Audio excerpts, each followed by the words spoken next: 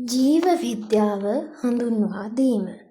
මිනිසා මුහුණ දෙන අභියෝගවලට අවධානයක් සහිතව ජීව විද්‍යාවේ ස්වභාවය, විෂයපතය හා වැදගත්කම. ජීව විද්‍යාව යනු ජීවීන් පිළිබඳ අධ්‍යයනය සඳහා විශේෂ අවධානයක් සහිත විද්‍යාවයි. බයෝස් යනු ජීවයයි. ලෝගෝස් යනු අධ්‍යයනයයි.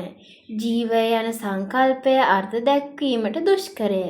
විද්‍යාඥයන් ජීවය පිළිබඳ වැදගත් නිර්වචනයක් ලබා දීමට අපොහොසත් වී ඇත. ජීවය යනු විශේෂ හා අද්විතීය දෙයකි. ඒ රසායන විද්‍යාව සහ භෞතික විද්‍යා නියම භාවිතා කර පැහැදිලි කළ නොහැකිය. ජීව විද්‍යාව සංකීර්ණ හා අතිවිශාල විෂය සන්ධාරයක් සහිත විෂයකි. එබැවින් අධ්‍යයනයේ පහසුව තකා එය ප්‍රධාන ශාඛා 3කට බෙදා ඇත. සත්ත්ව විද්‍යාව, උද්භිද විද්‍යාව, ක්ෂුද්‍ර ජීව විද්‍යාව වශයෙනි. මේ ශාඛා යටතේ අධ්‍යයනය කෙරෙන ක්ෂේත්‍ර කිහිපයක් පහත දැක්වේ. සෛල විද්‍යාව, සෛල පිළිබඳ අධ්‍යයනය. පටක විද්‍යාව, පටක පිළිබඳ අධ්‍යයනය. ව්‍යුහ විද්‍යාව, දේහයේ දල ව්‍යුහය පිළිබඳ අධ්‍යයනය.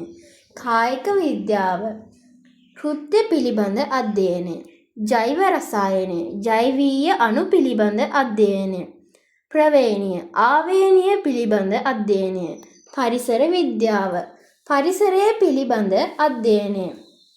ජීව විද්‍යාව හා බැඳුණු ගැටලු. ජීවීන්ගේ විවිධත්වය පිළිබඳ අවබෝධය. වර්තමානයේදීද පෘථිවිය විවිධත්වයෙන් පොහොසත්ය. පෘථිවිය මත ජීවයේ වර්ෂ බිලියන 3.5කට පමණ පෙර ඇතිවිය. මුලින්ම ඇති වූ ජීවීහු විෂමපෝෂී නිර්වායු ප්‍රාග්නෂ්ටිකයෝය. එතැන සිට පරිණාමික ක්‍රියාවලිය නිසා ජෛවගෝලයේ වර්තමාන පුළුල් ජෛවීය විවිධත්වය ඇතිවිය.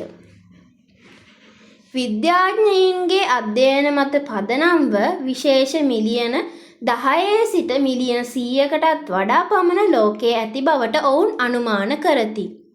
ජීව හා අජීව ලෝක අතර ගතික සම්බන්ධතාවක් පවතින අතර ජෛවගෝලයේ පැවැත්ම උදෙසා සෑම ජීවියෙකුටම පරිසරය තුළ විශේෂිත කාර්යභාරයක් පවතී.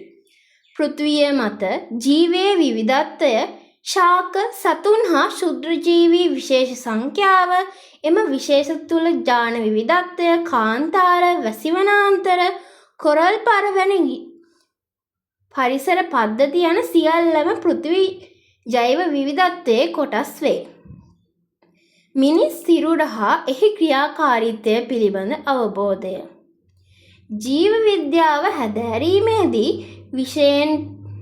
විශේෂයෙන් පටක විද්‍යාව සහ මානව දේහයේ ව්‍යුහ විද්‍යාව අධ්‍යයන මගින් ඉන්ද්‍රියයන් වල ව්‍යුහය පිළිබඳ දැනුමක් ලැබේ. ඒ නිසා මිනිස් සිරුරේ සංවිධානය පිළිබඳ අවබෝධයක් හා එය ඇගීමට හැකියාවක්ද ලැබේ. විවිධ ඉන්ද්‍රිය පද්ධතිවල කෘත්‍ය සහ ව්‍යුහ කෘත්‍ය සම්බන්ධතාව පිළිබඳ අවබෝධයද ලැබේ.